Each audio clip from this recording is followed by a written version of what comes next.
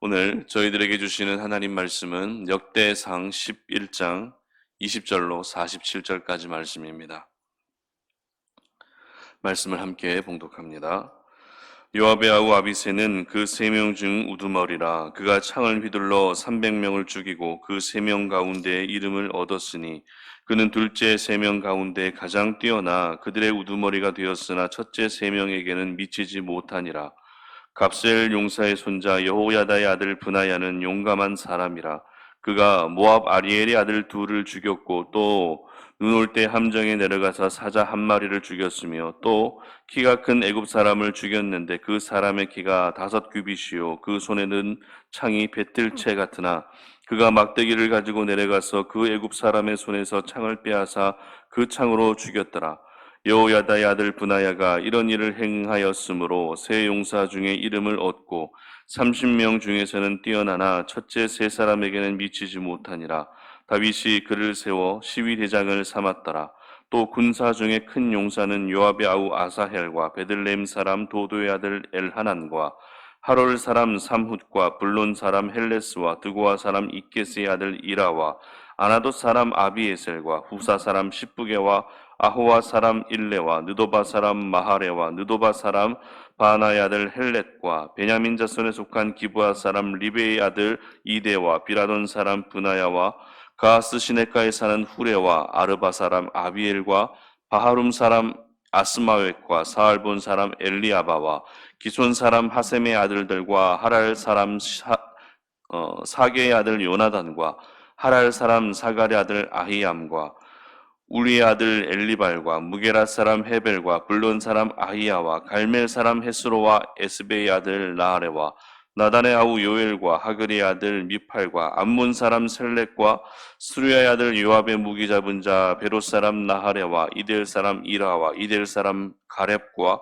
헷 사람 우리아와 알레 아들 사밧과 루벤 자손 시사의 아들 곧 루벤 자손의 우두머리 아디나와 그 추종자 30명과 마아가의 아들 하난과 미덴 사람 요사박과 아스드라 사람 우시아와 아로엘 사람 호담의 아들 사마와 여이엘과 시므리 아들 여디아엘과 그의 아우 디스 사람 요하와 마하위 사람 엘리엘과 엘라함의 아들 여리베와 요사위아야와 모압 사람 이드마와 엘리엘과 오벳과 무소바 사람 야시엘이더라. 아멘.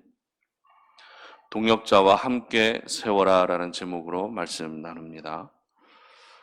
집에서 창으로 비춰지는 바깥 세상의 풍경을 보게 되면 분주하게 세워지고 있는 건물들의 모습을 볼 수 있습니다.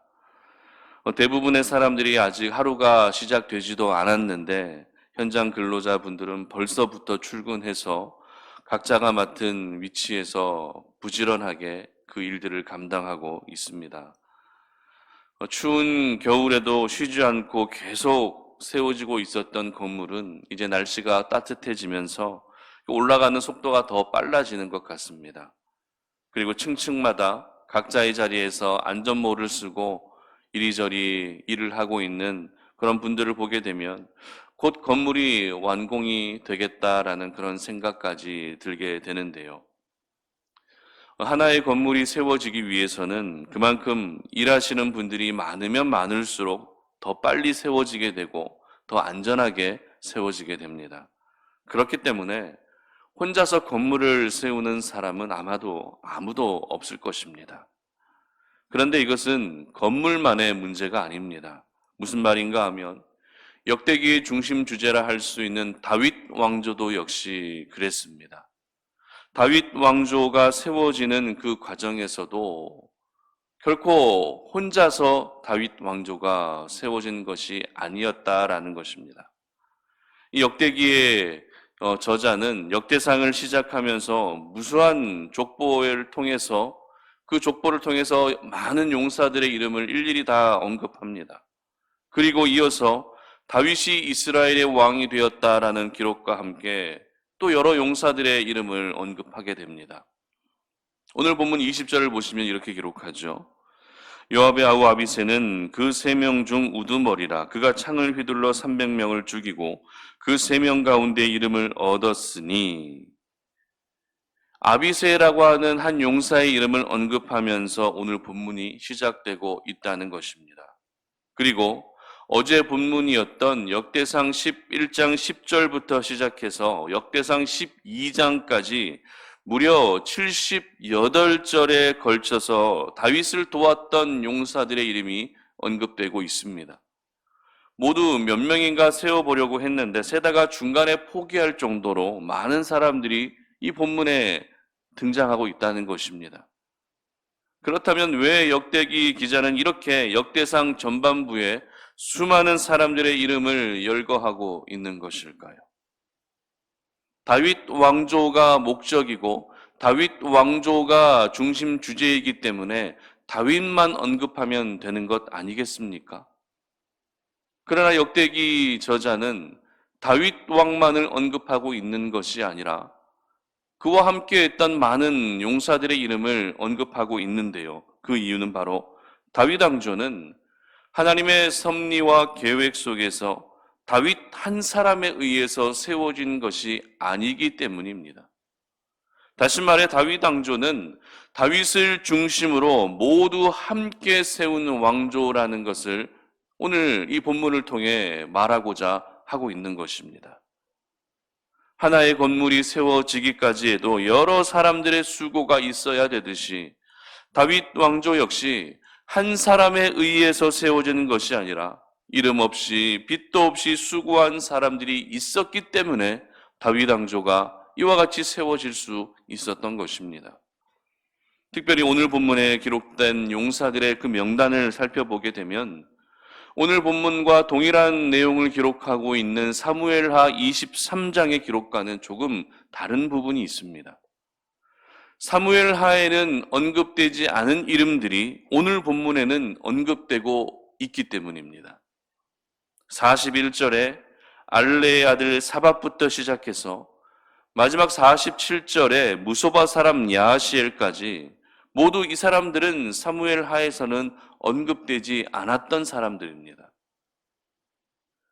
이렇게 사무엘하에서는 언급되지 않았지만 오늘 역대기에서는 언급되고 있는 이유는 다윗을 위해 목숨을 바쳐 싸우며 그리고 이 왕조를 세우기 위해 수고한 사람들이 생각보다 더 많이 있었기 때문입니다. 사무엘하에서는 언급되지 않고 사무엘하에서는 가려져 있었던 인물들이 역대상에서는 모두 이렇게 드러나고 있는 것은 그만큼 수고한 사람들, 그만큼 다윗 왕조를 세우는데 열심을 다했던 사람들이 더 많이 있었다라는 것을 오늘 저희들에게 보여주는 것입니다. 이처럼 다윗 왕조는 수많은 사람들의 피와 땀과 수고가 씨앗이 되었고 그 씨앗은 자라서 큰 나무가 되었으며 결국에는 아름다운 열매를 맺을 수 있었던 것입니다. 아무리 다윗이 하나님의 마음에 합한 사람이라 할지라도 한 왕조를 세우는 데에는 혼자의 힘으로는 불가능합니다. 각각의 역할에 맞는 최적의 사람들이 있어야만 그리고 그들과 함께 세워야만 그 나라가 건강하게 세워질 수 있는 것입니다. 그렇기 때문에 다윗의 인생 가운데 하나님께서 허락하신 만남의 축복이 얼마나 컸는지 저희들은 알게 되는 것이죠. 다윗을 대신해서 전장에 나가서 싸울 수 있는 사람부터 시작해서 갖가지 사무와 행정을 보는 사람들까지 하나님께서는 가장 필요하고 또 가장 적절한 사람들을 만나게 하셨던 것입니다. 그리고 그들은 모두 다윗을 도와서 한 왕조를 세우는데 모든 수고를 다했고 그렇게 세워진 다윗 왕조는 적어도 그 아들 솔로몬이 다스리던 그 시대까지만 해도 그 어떤 나라에도 밀리지 아니하는 강력한 힘과 영향력을 나타낼 수 있었던 것입니다. 그러므로 무엇이든 세우는 일은 혼자서 할 수 있는 것이 아닙니다. 무엇이든지 세우는 일에는 혼자 할 것이 아니라 함께 하는 것이 중요하다라는 것을 오늘 이 아침에 여러분 모두 기억할 수 있기를 바랍니다. 교회도 마찬가지입니다. 교회도 역시 결코 혼자의 힘으로 세워질 수 없는 것입니다. 함께 세우는 동력자들이 있어야만 흔들리지 않는 건강한 교회로 세워지게 되는 것이죠. 2주 전에 예배가 마치고 나서 전달 사항이 있어서 모든 봉사자들을 잠시 불러 모아서 이야기를 나눴던 적이 있습니다. 그분들의 얼굴을 보는 순간 저도 모르게 왠지 이렇게 가슴이 뭉클해져 오는 것을 느꼈습니다. 왜냐하면 봉사자라는 이름으로 모이기는 했지만 그분들은 봉사자 이상으로 저희 송탄 오륜교회를 함께 세우고 있는 동력자들이었기 때문입니다. 그래서 그들의 얼굴을 보는 순간 왠지 가슴이 뭉클해지더라고요. 그뿐만이 아닙니다. 예배가 시작되기 1시간 전부터 오셔서 먼저 기도를 쌓고 계시는 권사님들 역시 송탄 오륜교회를 함께 세워가고 있는 동력자들인 것입니다. 영상으로 드려지는 예배이지만 그 예배의 자리에서 변함없이 하나님을 예배하고 있는 우리 성도님들 역시 송탄 오륜교회를 함께 세우고 있는 동역자들이라는 것이죠. 뿐만 아닙니다. 우리 다음 세대 아이들 역시 송탄 오륜교회를 함께 세우고 있는 동역자들입니다. 시끄럽더라도 아이들의 떠드는 소리가 교회 안에 있느냐 없느냐는 그 교회 분위기에 굉장히 중요합니다. 아이들이 떠드는 소리가 있다는 것은 그만큼 생명력이 넘치다는 것입니다. 그 교회가 생동감이 넘친다라는 것을 보여주는 것이기 때문에 분명 이 아이들은 송탄 오륜교회를 함께 세우고 있는 동력자라는 그런 마음의 확신이 설교를 준비하면서 찾아오더라고요. 담임 목사라고 해서 저 혼자 교회를 세울 수 있는 것이 결코 아닙니다. 그렇다고 교역자들의 수고와 헌신만을 가지고서도 교회를 세워갈 수도 없습니다. 송탄 오륜교회는 성도님들 한 분 한 분의 헌신과 기도와 예배를 통해 그리고 각자의 자리를 변함없이 지켜나가는 그 아름다운 수고를 통해 우리 교회가 건강하게 세워질 수 있는 것입니다. 교회만이 아닙니다. 저희들은 또 가정을 세워야 할 사명도 있습니다. 흔들리고 있는 믿음을 세워야 하기도 하고요. 그리고 깨진 관계를 다시 세워야 할 때도 있습니다. 이처럼 저희들은 삶 속에서 많은 것들을 세워야 한다는 것입니다. 그러므로 이제 세워야 할 모든 것들을 여러분 혼자의 힘으로 세우려 하지 마시고 함께 세워갈 수 있기를 바랍니다. 그런데 우리가 함께 세워 나아가기 위해서는 필요한 것이 있습니다. 그것이 무엇인가 하면 17절입니다. 어제 본문이긴 하지만 17절의 기록을 보시면 다윗이 갈망하여 이르되 베들레헴 성문 곁 우물물을 누가 내게 마시게 할꼬 하매. 다윗이 목이 말라 갈증이 날 때 그와 함께한 용사들에게 이렇게 이야기합니다.